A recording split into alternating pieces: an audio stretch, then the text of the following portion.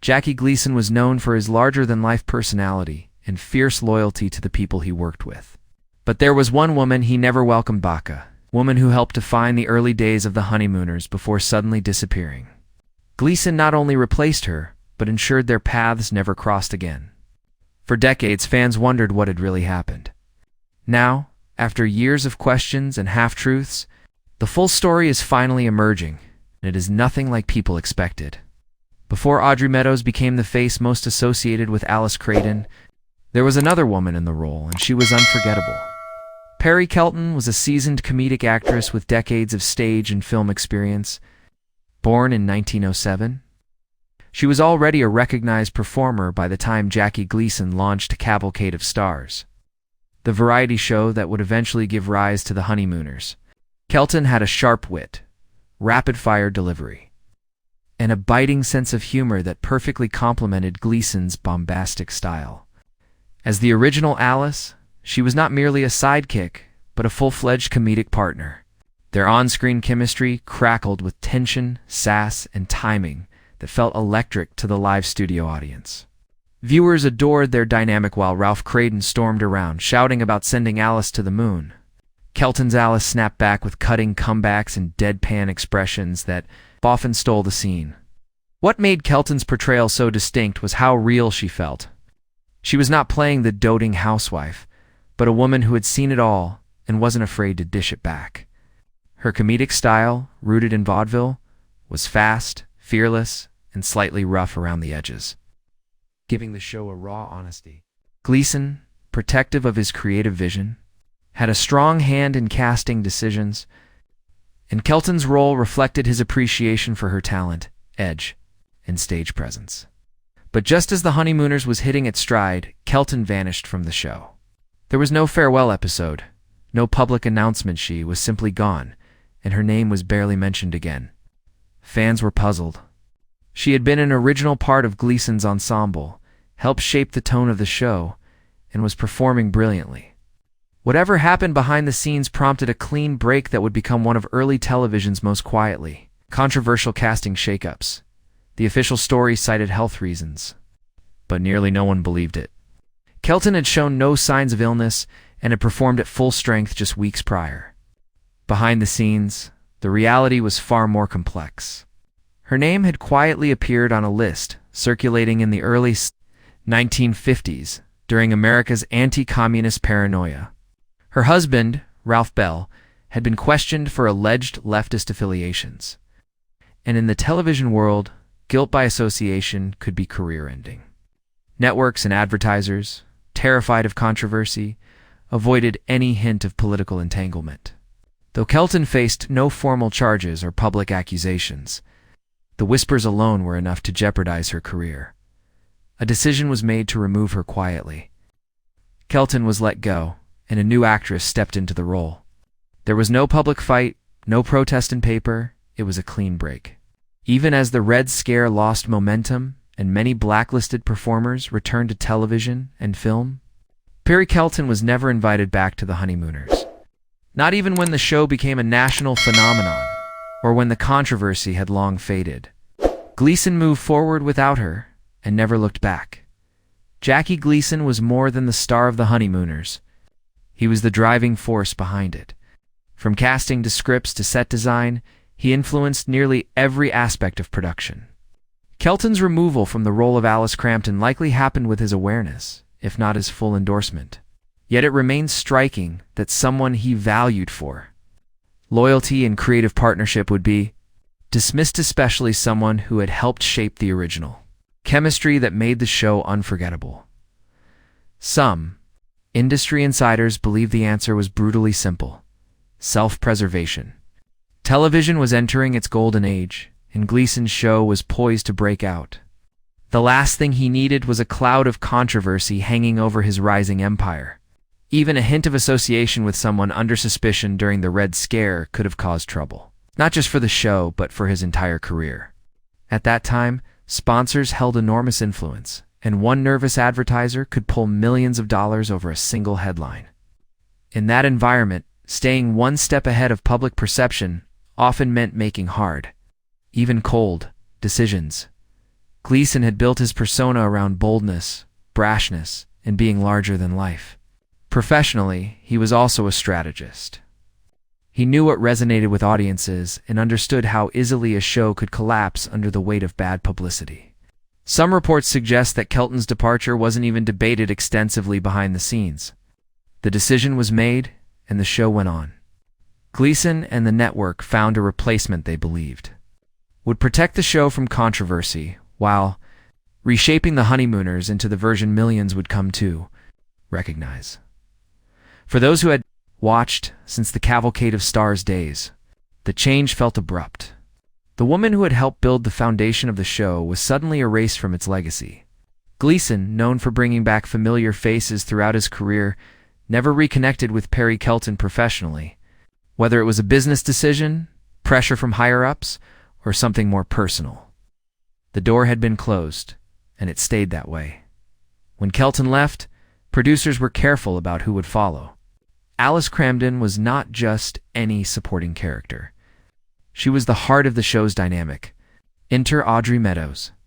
On the surface, she seemed completely different from Kelton. Where Kelton brought edge and grit, Meadows brought polish and poise. Her Alice was softer, more controlled, and at times nurturing. She still gave Ralph Creighton a run for his money, but the tone was less confrontational and more balanced. The chemistry was different, but it worked in a new way. The decision to cast Meadows was deliberate. Gleason reportedly rejected multiple actresses, saying they were either too glamorous or lacked the toughness the role demanded. When Meadows first auditioned, he turned her down, thinking she was too glamorous. She then sent in a new headshot, showing her in plain clothing with no makeup, and suddenly she got the call back. That attention to detail reflected Gleason's approach. He wanted someone believable, relatable, someone who felt like they truly lived in that tiny Brooklyn apartment. Once Meadows stepped into the role, she embodied it perfectly. The audience response was immediate. Meadows' chemistry with Gleason brought a new rhythm to the show. Their arguments became more playful than biting. The dynamic shifted from street-smart partners to a working-class husband and wife who loved each other beneath the shouting. It was a different flavor, and it resonated with the national audience. Ratings soared, and Ralph and Alice became television icons. For many fans, Audrey Meadows became the Alice Cramden, the only version they knew. But while the new pairing brought success, there was something quietly unsettling about how the previous chapter had been handled. Perry Kelton's contributions were never formally acknowledged, and her role in shaping the character was rarely mentioned in later interviews or retrospectives. For all the attention given to Gleason's genius and Meadows' charm, the woman who helped define Alice in the earliest days was treated like a footnote. Some longtime fans never forgot, while others, decades later, would stumble across old footage of Kelton's Alice and wonder why her contribution had been overlooked. After being replaced on Cavalcade of Stars, Kelton faced a professional winter that lasted for years. Though she had once been a steady presence in film, radio, and early television, her name no longer opened doors as it once had. The same unspoken suspicion that led to her removal from the Honeymooners followed her throughout the industry. Projects dried up, and producers who had once praised her timing and talent began passing her over without explanation. There were no public statements or direct accusations, just a quiet but unmistakable freeze in her career. For an actress with Kelton's pedigree, the decline was difficult to justify on merit alone. She had been in the industry since the silent film era, transitioning smoothly into talking pictures and live broadcasts, and had worked alongside comedy legends. She had earned a reputation as a sharp, reliable performer, yet she found herself boxed out of major roles. Some of her colleagues, who had also been caught up in the political crossfire, eventually returned to work. But for Perry Kelton, the door to mainstream television, especially anything connected to Gleason, remained firmly closed. Kelton did continue to work occasionally, often in minor television roles or smaller stage productions. Her most notable return came in 1962 when she played Sis Peru in the film adaptation of The Music Man. It was a small but memorable role and a reminder of her talent. Fans who remembered her from the Honeymooners days noticed her edge and twinkle of mischief, yet no matter how many sparks she delivered, the comeback she deserved never fully materialized. She guarded her feelings about the whole episode, never launching public campaigns, writing tell-alls, or seeking revenge. Instead, she remained professional and dignified in the face of what many considered an unjust exile. Those who knew her said she carried a quiet sadness knot just over the lost role. But over how quickly the industry had turned, she had helped shape one of television's most iconic sitcom characters, only to watch from the sidelines as another actress claimed the credit spotlight. In legacy, Perry Kelton died in 1968 at the age of 61 by then. Audrey Meadows had become inseparable from the role of Alice Creighton in the public mind. Reruns of The Honeymooners aired nationwide, introducing new fans who had no idea anyone else had ever played the part. In most official histories of the show, Kelton's name barely appeared. But those who had seen her in the original run, or later learned her story, never forgot her contribution. Her fall from one of television's most promising platforms remains a clear example of how politics, fear, and timing could erase even the most deserving talent from history. As Gleason's career soared after The Honeymooners, he continued to be celebrated as one of television's most original and forceful personalities. His comedic timing, improvisational genius, and ability to create unforgettable characters made him a legend. Yet throughout tributes, interviews, and retrospectives, Kelton's name rarely surfaced. She was not invited to reunions, referenced in cast retrospectives, or acknowledged in nostalgic tours of Gleason's television empire. Over time, some entertainment historians began asking why she never returned, especially after the blacklist era had faded. By the mid-1960s, many previously blacklisted performers were returning to screens, and networks and studios were bolder, with audiences more forgiving. Even Gleason had reclaimed full creative control. If there had ever been a time to bring her back or acknowledge her contributions, it was then, but no gesture came. Some biographers speculate that Gleason may have been privately conflicted. Known as warm with friends but guarded with his emotions, prone to abrupt decisions, and fiercely protective of his legacy. He may have considered revisiting Kelton's chapter unnecessary or risky. For someone who built his persona around control, reopening a moment potentially influenced by outside pressure might simply not have fit his narrative. Kelton's final years were quiet. She continued to work in small roles in film and television, but never returned to the heights she had once enjoyed. She never gave a detailed interview about her time on The Honeymooners, and those close to her say she preferred to look forward rather than back. Yet the sting remained not just from being replaced, but from being erased as the decades passed. Perry Kelton's name faded from public memory, remembered mostly by die-hard fans or media historians who took the time to dig deeper.